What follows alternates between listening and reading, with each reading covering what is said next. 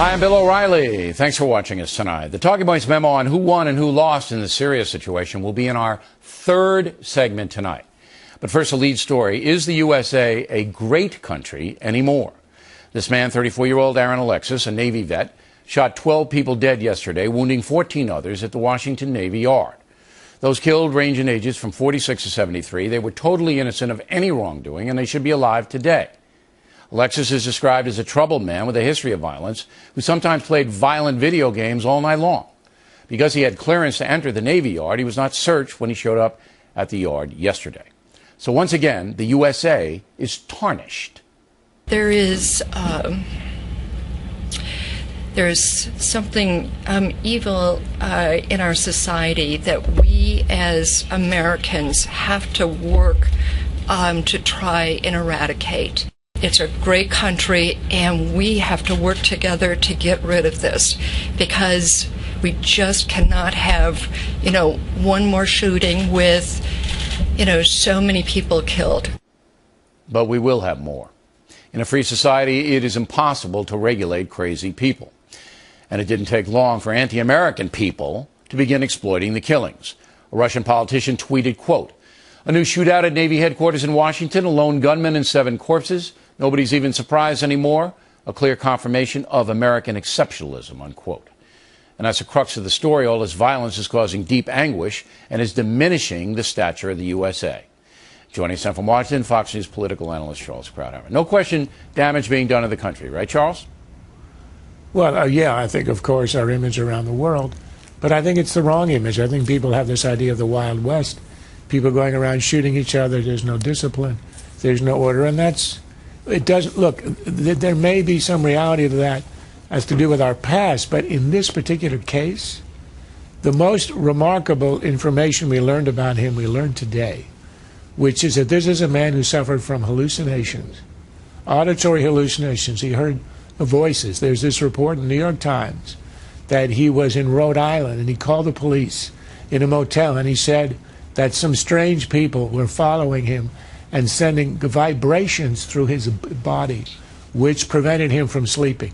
This is the classic symptom of a paranoid schizophrenic. I have treated some of these people. This is not a reflection of our society. This is a kind of sickness that in rare cases leads to the violence that we saw. And to say there's a sickness in our society, as we heard earlier in the segment, I think is nonsense in relation with this.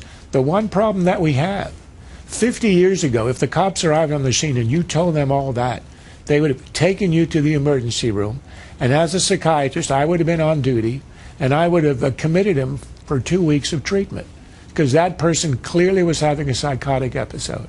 But today, because of this idea of civil liberties, which I respect, we don't do that anymore. And we have people at large who can be dangerous. But also, he was able to get clearance to go on the naval base, even though he had a long history of violence with gun incidents. And, people are saying, listen, if you can't check out all your personnel in a military area, which is sensitive, then we just have chaos.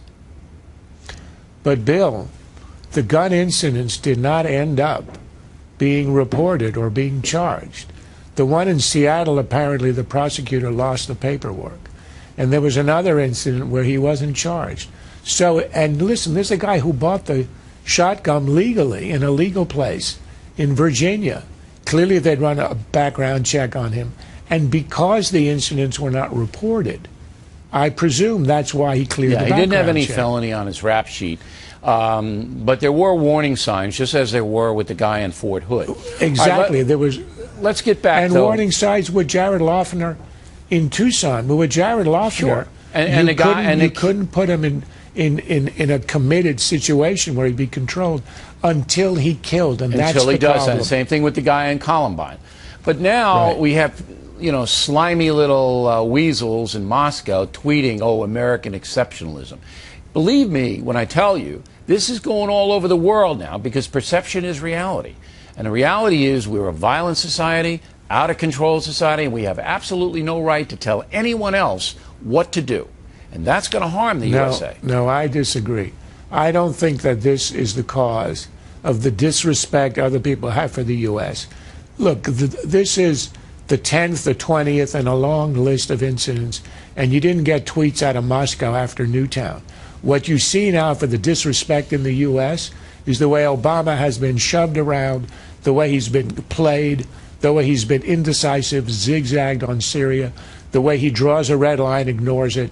That's the source of the disrespect, and everybody in the world senses that the U.S. is weak, indecisive, with no leadership, and that's the reason it's open season. The incident yesterday provides, a subject matter, but that's not the cause of the disrespect.